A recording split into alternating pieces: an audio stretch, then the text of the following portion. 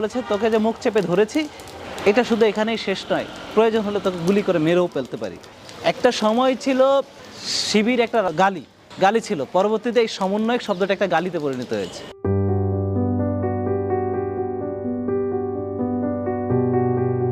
আমি নাহিদুল ইসলাম, আমি পড়াশোনা করছি নিউ মডেল বিশ্ববিদ্যালয় কলেজে, রাষ্ট্রবিজ্ঞান নিয়ে পড়াশোনা করছি।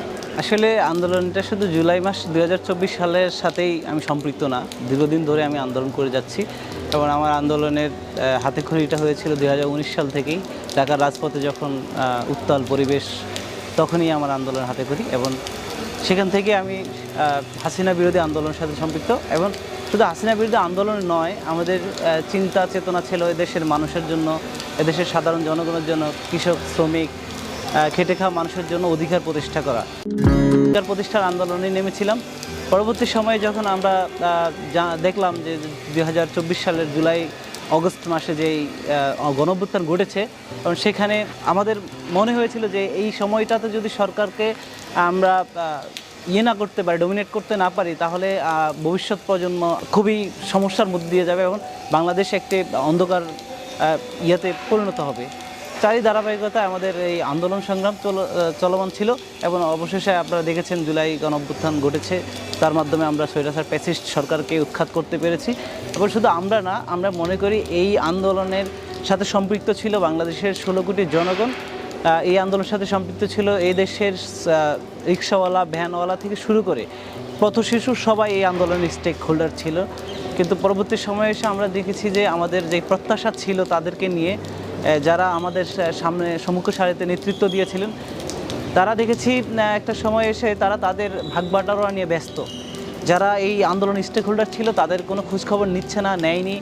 তাছাড়া আমরা যেটা আশা করেছি যে এদেশ থেকে আমরা স্বৈরাচার বিদায় করেছি, সাথে সাথে এই স্বৈরাচারের দোসরদেরকেও আমরা বিদায় করতে পারবো এবং বাংলাদেশের মন্ত্রণালয়গুলো থেকে শুরু করে প্রত্যেকটি জায়গায় জায়গায় যেই স্বৈরাচারের দোসর এবং তাদের দেওয়াল যেই কারিশমাটিক বিষয়গুলো রয়ে গেছে, মানে অর্থাৎ তাদের হয়ে যারা কাজ করে তাদেরকেও আমরা বিতাড়িত করব। কিন্তু দুঃখজনক বিষয় হলো আমরা সেটা করতে পারিনি, আমরা আশাহত হয়েছি। এবং আমাদের নতুন প্রজন্ম, যারা আমাদের পরবর্তী প্রজন্ম, তারা আসলে আমাদের কাছে অনেক কিছু চেয়েছিল, অনেক আশা ভরসা নিয়ে আমাদের এই আন্দোলনে যোগদান করেছিল, কিন্তু আমরাও তাদের সেই আশা পূরণ করতে পারিনি এবং ভবিষ্যতে পারবো কিনা সেটাও এখন সন্দিহান।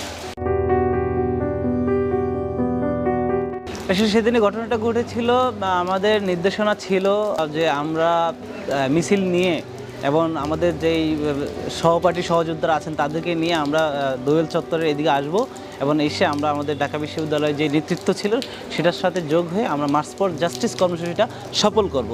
আমি আবার আমার সহযোদ্ধারা সহ আমার সাথে যারা ছিল, মোটামুটি আমরা প্রায় 350 থেকে 400 স্টুডেন্ট, বিভিন্ন স্কুল এবং কলেজের সবাই মিলে আমরা ওইখান দিয়ে আসছিলাম। মৎস্য ভবন এরিয়া থেকে যখন আমরা রওনা দিয়েছি তখন থেকেই পুলিশ আমাদেরকে বিভিন্নভাবে উত্ত্যক্ত করেছিল, উত্তেজনাপূর্বক একটা পরিবেশ পরিস্থিতি তৈরি করেছিল। তো তবুও আমরা তাদের সাথে খুব শালীনভাবে সুন্দরভাবে কথা বলেছি, বোঝানোর চেষ্টা করেছি যে আমরা মার্চ ফর জাস্টিস কর্মসূচিটা হচ্ছে আমরা বিচারের দাবিতে নেমেছি, সেখানে আপনি আমাকে সহযোগিতা করতে পারেন, আমাদেরকে সহযোগিতা করতে পারেন। কিন্তু আপনারা দেখেছেন শাহবাগ থানার ওসি আরশাদ, উনি খুবই জঘন্যতম একটা ভাষা ব্যবহার করেছেন এবং জঘন্যতম আচরণ করেছেন, শ্রেষ্ঠতম ভাষা হিসাবে পরিগণিত হয়ে থাকে, পরিলক্ষিত হয়েছে। এবং তার বডি ল্যাঙ্গুয়েজ থেকে শুরু করে তার কথা বলার স্টাইল সব কিছুই আপনারা অনলাইন মিডিয়ার মাধ্যমে দেখেছেন সেই সময়। তো আমি যখন অনেক রিকোয়েস্ট করেছি, আমাকে ধরে নিয়ে যাচ্ছিল, ধরে নিয়ে যাওয়ার পর আমি অনেক রিকোয়েস্ট করার পরও তিনি আমাকে ছাড়েননি এবং ধরার সাথে সাথে কিন্তু আমাকে মারা হয়েছিল অনেকগুলো, কিন্তু সেগুলো অবশ্য অনলাইন মিডিয়াতে আসেনি।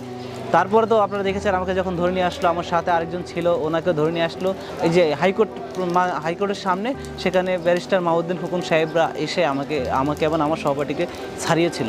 কিন্তু সেখানে মূল একটা বিষয় ছিল যে তারা যখন আমাকে মিথ্যা একটা অপবাদ দিচ্ছিল যে আমি শিবির করি এবং শিবিরের সাথে সম্পৃক্ত, শিবির রাজনীতি করি, আমি ওনাকে বারবার বোঝানোর চেষ্টা করেছি যে আমি শিবির করি না অথবা আমি ছাত্রদল করি না, আমি ভিন্ন মতাদর্শের একজন মানুষ, আমি ভিন্ন মতাদর্শের রাজনীতির সাথে সম্পৃক্ত, সুতরাং আমাকে মিথ্যা এলিগেন্স দেওয়া উচিত না। এবং তাকে অনেক রিকোয়েস্ট করেছি যে আমাকে ছেড়ে দেওয়ার জন্য, তিনি সেটা করেননি এবং তিনি উদ্যত হয়েছেন যে আমাকে মেরে ফেলবে, যদি আমি আরেকটা কথা বলি তাহলে আমাকে মেরে ফেলবে। এবং তিনি আমাকে বলেছে তোকে যে মুখ চেপে ধরেছি এটা শুধু এখানেই শেষ নয়, প্রয়োজন হলে তোকে গুলি করে মেরেও ফেলতে পারি। এই ধরনের হুমকি দামকি ছিল। এবং তার পরবর্তী সময় খুবই রিস্কি একটা জীবন পার করেছি। 5 আগস্ট ঘটলো, 5 আগস্টের পরে যখন আজ অবধি আমার মনে হয়েছে আমি আসলেই নিরাপত্তাহীনতায় ভুগতেছি এবং নিরাপত্তাহীনতাই আছি।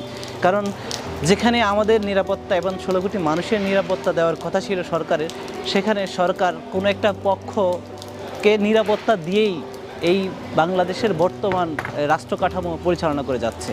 এবং শুধু নিরাপত্তাই দিচ্ছে না, নিরাপত্তার সাথে সাথে তাদের অধিকার নিশ্চিত করছে, আমাদের অধিকার ক্ষুণ্ণ করছে। তো আমরা চাই যে এই বাংলাদেশের 16 কোটি মানুষের অধিকার রক্ষা হোক। আমরা চাই এদেশের প্রত্যেকটা মানুষের ন্যূনতম যে এই মৌলিক অধিকারগুলো রয়েছে সেগুলো যেন সুনির্দিষ্টভাবে সুনিপুণভাবে প্রতিষ্ঠিত হয়, এটাই আমাদের চাওয়া পাওয়া।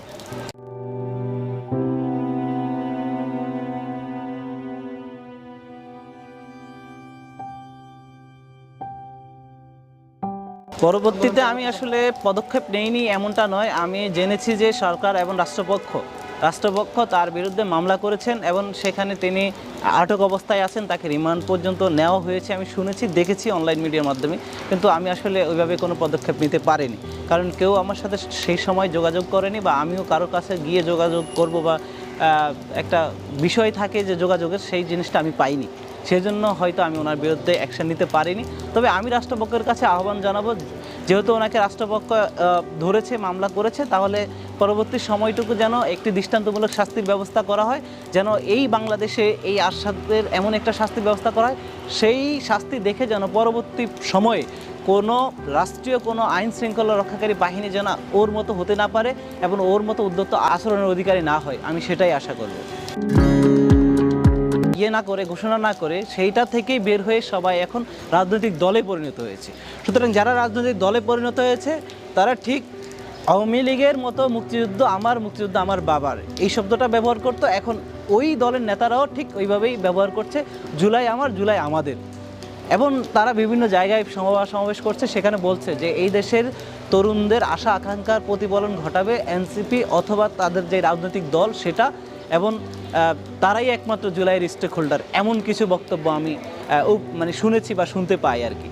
তো সেই জায়গা থেকে আমি বলবো যে আসলে আমাদের যেই অবহেলা, সেই অবহেলাটা হচ্ছে ওনারা চাইলে কিন্তু 5 আগস্ট পরবর্তী সময়ে জুলাইয়ের সকল স্টেক হোল্ডারদেরকে নিয়ে বসতে পারতো এবং সকল স্টেক হোল্ডারদেরকে তাদের সম্মানটা, আসলে স্টেক হোল্ডার বলতে আমাকে জায়গা ছেড়ে দিতে হবে, ছেড়ে দেওয়ার দরকার নেই, আমাকে জায়গা ছেড়ে দেওয়ার কোনোই দরকার নেই, আমাকে জাস্ট সম্মানটুকু করলেই হইলো, আমাকে জাস্ট স্নেহটুকু করলেই হইলো, ভালোবাসাটুকু দিলেই হইলো, স্বীকৃতিস্বরূপ আমাকে শুধু বললেই হইলো যে তুমি একজন জুলাই যোদ্ধা। এখন আপনাকে আরেকটা বিষয় একটু ক্লিয়ার করে দিই, একটা সময় ছিল শিবির একটা গালি ছিল, পরবর্তীতে এই সমন্বয়ক শব্দটা একটা গালিতে পরিণত হয়েছে এবং সমন্বয়ক শব্দ থেকে এখন মানুষ আস্তে আস্তে সামান্য নায়কে পরিণত হচ্ছে। কতটা বিকৃত মস্তিষ্কের হলে মানুষ এখন আমাদেরকে অপমানবোধক কথাবার্তা বলে। আমি কি সমন্বয়ক? আমি সমন্বয়ক না, সমন্বয়ক প্যানেলের কেউই না, কিন্তু মানুষ আমাকে দেখে, আমার পরিচিত যারা আছে তারা আমাকে বলে যে তুমি তো সামান্য নায়ক। কিন্তু চাইলেই কিন্তু আজকে যারা বৈষম্য বিরোধী ছাত্র আন্দোলনের প্ল্যাটফর্মে ছিল তারা কিন্তু মহানায়ক হতে পারত। তারা মহানায়ক না হয়ে তারা কিন্তু সামান্য নায়কে পরিণত হয়েছে।